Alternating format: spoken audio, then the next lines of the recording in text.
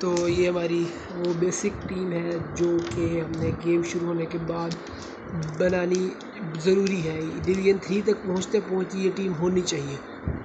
पिछली वीडियो में हमने ये बात की थी कि हमने एक स्ट्राइकर को सिलेक्ट करना है ताकि हमारा जो बेसिक टीम शुरू में मिलती है वो बहुत लो रेटेड होती है, ताकि उसमें हमने एक स्ट्राइकर चाहिए होता है जो कि स्पीड अच्छी होनी चाहिए स्ट्राइकर की। बाकी हम बाद में उसको अपग्रेड कर लेते हैं। तो हमने लियाओ को सेलेक्ट किया था पिछली वीडियो में, उसकी स्पीड अच्छी थी और ओवरऑल रेटिंग उसकी बहुत अच्छी थी, जिसकी वजह से हमने उसको एज अ कैप्टन सेलेक्ट किया था। इस वीडियो में बात करेंगे कि जो हमने टीम बनानी है लिंकअप वाली टीम कि हमने गोल स्कोर करना कैसे है, उस पर बात करेंगे। तो ये वो बेसिक प्लेयर्स हैं सब्स्टिट्यूट पे भी और स्टार्टिंग 11 में भी कि डिवीज़न 3 तक पहुँचते पहुँचते ये प्लेयर ट्रांसफ़र मार्केट में इजीली अवेलेबल हो जाते हैं। और डिवीज़न 3 में पहुँचते पहुँचते पहले या डिवीज़न 3 में पहुँचते ही या उससे पहले ये टीम बेसिक टीम बनानी ही बनानी है। ये हर प्लेयर इजीली ट्रांसफ़र मार्केट में आ जाता है। तो एज ए स्ट्राइकर जो अपने सेंटर फॉरवर्ड देखता है, सबसे पहले तो अपने विंगर्स में बात, विंगर्स जो हैं वो हमारे होने चाहिए, स्पीड अच्छी होनी चाहिए विंगर्स की, इतनी होनी चाहिए कि उनकी 80+ होनी चाहिए। इसकी 90+ है, बहुत अच्छी है। दूसरे मेरे पास रॉड्रिगो है, उसकी भी बहुत अच्छी है। लेकिन उससे पहले बेसिक जो हमारा सेंटर फॉरवर्ड है उसके जो बेसिक नंबर है स्पीड और शूटिंग, ये 2-3 चीज़ें लाजमी 80+ होनी चाहिए। मेरे पास सॉन है जिसको मैंने थोड़ा सा अपग्रेड किया, ज़्यादा अपग्रेड उसको मैंने नहीं किया। शूटिंग इसकी थी 90 की या 90+ की होगी, मतलब वो इजीली गोल स्कोर कर रहा था, नीचे भी उतर रहा था और आराम से गोल स्कोर कर रहा था। जिसको बॉल जहाँ से मिलती थी ये गोल स्कोर कर देता था। लियाओ जो बॉल विंग से बॉल पकड़ता था, अंदर लाता था, बॉल पास करता था सॉन की तरफ, और वो इजीली कहीं से भी गोल स्कोर कर देता था क्योंकि उसकी शूटिंग अच्छी थी। सेंटर फॉरवर्ड के लिए शूटिंग अच्छी होना लाजमी है। उसके बाद मेरे पास यहाँ पे रॉड्रिगो है, क्योंकि डिवीज़न 3 तक पहुँचते पहुँचते यहाँ तक सिर्फ आपको राइट विंग पे रॉड्रिगो ही मिल सकता है। रॉड्रिगो आराम से अवेलेबल हो जाता है, लेकिन वो राइट ही है। कोशिश ये करनी है आपने यहाँ पे कि यहाँ पे आपको लेफ़्ट फुटेड प्लेयर होना चाहिए। लेफ़्ट फुटेड प्लेयर गोल अपॉर्चुनिटीज़ को बहुत ज़्यादा बढ़ा देता है। रॉड्रिगो भी गोल कर रहा था, लेकिन उसका एक इशू ये आ रहा था कि उसका राइट फुट था और वो राइट पे खेल रहा था, जिसकी वजह से वो गोल्स नहीं स्कोर कर रहा था, लेकिन वो गेम का लिंकअप इजीली कर रहा था। मतलब वो नीचे आता था, बैक पे आता था, और गोल तो स्कोर इसके इवनली बहुत कम है इसकी गोल्स, लेकिन इसकी लिंकअप प्ले इसका बहुत अच्छा है। और ये कहीं से भी राइट पे चांस बन गया, ये मोस्टली यहाँ से आगे गोल करता है क्योंकि इसका राइट है। ये मिड से मतलब गोल के फ्रंट से इजीली गोल लॉन्ग शूट्स पे वो गोल इजीली कर लेता था। उसके बाद मिड पे अगर बात करें तो अगर इस फॉर्मेशन में खिलाना है ना, ये बेसिक फॉर्मेशन जिसमें 4 डिफेंडर, 3 मिडफील्डर और 3 ही स्ट्राइकर्स मिलते हैं, इन 3 में से बेलिंगम लाजमी सेलेक्ट करना है अगर तो चाहिए लिंक अप प्ले, मगर के एरियाज़ में अच्छी गैप में अच्छे पासेस और सीधे पासेस और टाइम पे पासेस पहुंचाने हैं तो बेलिंगम चाहिए ही होगा। पासिंग इसकी इतनी अच्छी नहीं है, लेकिन इसकी जो पास फेंकने की एबिलिटी है वो बहुत अच्छी है। वो फेंक देता है, बॉल डाल देता है कहीं से भी बॉल, मतलब वो इजीली किसी भी एरिया में से बॉल पास कर देता है। उसके पाँव में जादू है, वो बॉल डाल देता है। पासिंग में इतना इशू नहीं करता वो, लेकिन बाकी एक और चीज़ कि वो गोल बहुत स्कोर कर रहा है। हेडर उसका बहुत अच्छा है, हाइट इसकी 180+ है, 186 की है, और वो मतलब गोल बाहर से भी, डी के बाहर से भी कर रहा है, अंदर भी आता है, लिंक प्ले भी करता है। दूसरा प्लेयर हमारे पास उसके साथ जो आपने लाजमी डिवीज़न 3 में पहुंचते ही या उससे पहले आपने सेलेक्ट करना है वो है लूका मॉड्रिच। लूका मॉड्रिच की पासिंग बहुत अच्छी है। अगर तो उसको गोल स्कोरिंग के लिए यूज़ करना है तो इसको आपने इस बेलिंगम के साथ खेलना है। अगर आपने एक गेम का लिंकअप करना है, गेम के साथ लिंक, टीम के साथ लिंक बनाना है, पासिंग करनी है, टिकी टाका करना है, तो आपको लूका मॉड्रिच को नीचे खिलाना पड़ेगा डीएम की पोजीशन पे, जहाँ से ये हर वो काम करेगा जो इजीली पासिंग करना और जगह पे आना, ये हर काम इजीली कर लेता है। लेकिन अगर हमने ये पहली वीडियो से ही बात कर रहे थे कि गोल स्कोर कैसे करना है, तो गोल हम अभी डिवीज़न 3 में आने तक यही बात करेंगे कि गोल कैसे करना है। हम गोल, हमारा मकसद अभी तक गोल करना है, तो अभी हम फ़िलहाल लूका मॉड्रिच को ऊपर ही खिलाएंगे। ऊपर खेलने में क्या करता है, ये ऊपर ही लिंक करता है, आराम से बॉल बेलिंगम के लिए बनाता है या और ये मोस्टली रॉड्रिगो को बॉल डालता है, बहुत अच्छा राइट पे बहुत अच्छी बॉल डाल देता है। मतलब अगर ये लेफ़्ट पे खड़ा है तो राइट पे बहुत अच्छी बॉल डाल देगा। अगर तो ये किसी भी वजह से ये यहाँ लेफ़्ट पे आ जाता है तो ये राइट पे बॉल डालने में, यहाँ इस जगह पर बॉल डालने में बहुत अच्छा परफॉर्म करता है। दूसरी चीज़ जहाँ पे मैंने कोल पाल्मर रखा है वो ये DN3 तक अवेलेबल हो जाता है एज अ DM।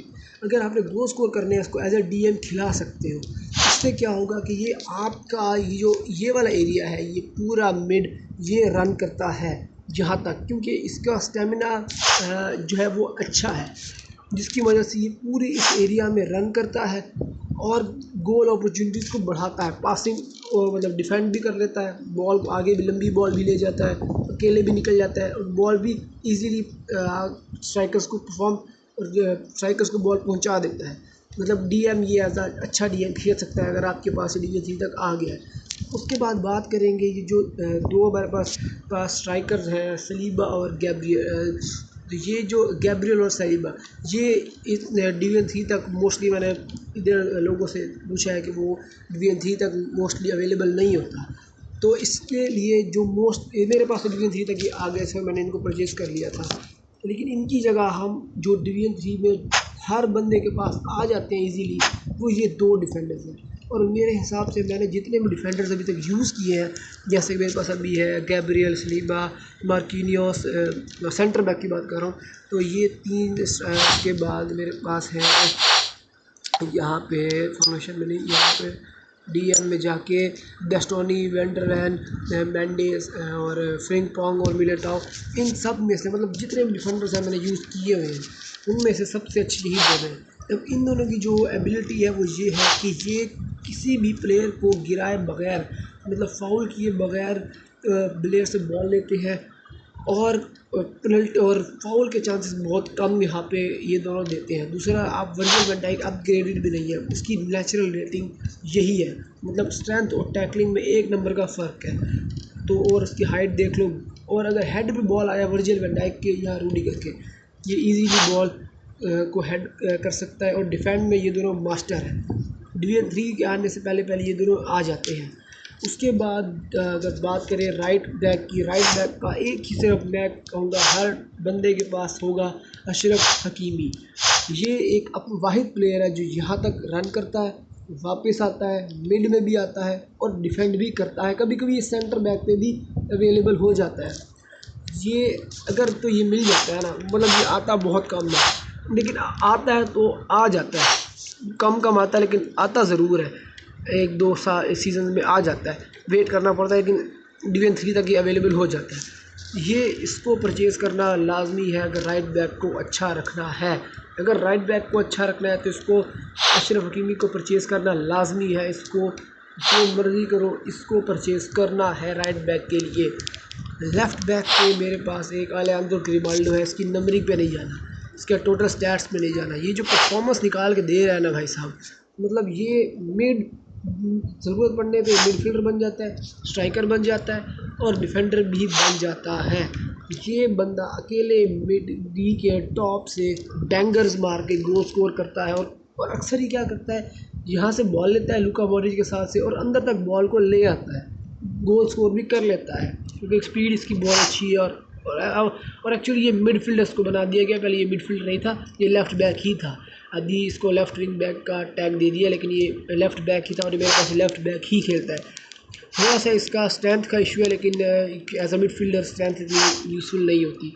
तो ये बेसिक टीम DN3 में पहुंचने से पहले या DN3 में पहुंचते ही बनानी लाजमी है, क्योंकि अगर इसको हमने नहीं बनाया तो आगे जो DN2, 1 और आगे जो डिवीज़न्स आती हैं उनमें बहुत इशू क्रिएट होता है टीम्स के हिसाब से। मेरे पास जो भी गोलकीपर है वो है डीन हेंडरसन। ये भाई मैं अभी लेजेंडरी डिवीज़न में हूँ और ये ऐसे ऐसे सेव निकाल के दे रहे हैं कि आप सोच नहीं सकते। मतलब 86 का मैंने अपडेट कर तो लिया लेकिन अभी भी ये गोल बहुत कम खाता है, बहुत कम उसको गोल स्कोर। क्लीन शीट इसकी बहुत ज़्यादा है, सबसे ज़्यादा क्लीन शीट इसी की है अभी तक मैंने जितने भी गोलकीपर्स को यूज़ किया है। तो इसको आप डिवीजन 3, ये तो डिवीजन 3 मेरे ख्याल से डिवीजन 1 में ही आ जाएगा आपके पास। तो इसको यूज़ करो और इसको डीन हेंडरसन को पूरी गेम में चला सकते हो। मैं तो अभी तक चला रहा हूँ, मेरे पास तो देखोगे गोलकीपर भी अभी तक गोलकीपर ही अवेलेबल नहीं है मेरे पास। बाकी ये बेसिक टीम है। सब्स्टिट्यूट पे आप अपने सब्स्टिट्यूट भी रख सकते हैं। मेरे पास ये बेसिक सब्स्टिट्यूट्स हैं जो कि मेरे पास अवेलेबल डिवीजन 3 में अवेलेबल मेरे पास ये हो गए थे। अगर आपके पास अनफॉर्चुनेटली कोल पाल्मर नहीं आता तो कोल पाल्मर की जगह आप ये हकान चाल्हानोग्लू इसको भी यहाँ पे अगर ये मिल जाता है तो इसको खिला सकते हैं। और ये जो परफॉर्मेंस निकाल के दे रहा है ना भाई, ये सिर्फ एक काम करता है, बॉल लेता है और सिर्फ बॉल लेता है और बॉल को पहुंचाता है डी तक और बैंगर मार के गोल कर देता है। भाई इसका सिर्फ ये काम है। अगर तो ऐसा मिडफील्डर मिल जाए तो उसको छोड़िएगा मत। ये बेसिक टीम है, डिवीजन 3 में पहुंचने से पहले बना लो, बेहतर रह जाओगे। तो अगली बात करेंगे कि हमने टैक्टिक्स क्या रखने हैं गोल स्कोर के लिए। पहले हम टीम बनाएंगे, फिर हम टैक्टिक्स में बात करेंगे। तो अगली वीडियो में टैक्टिक्स में बात करेंगे टीम बनाने तक।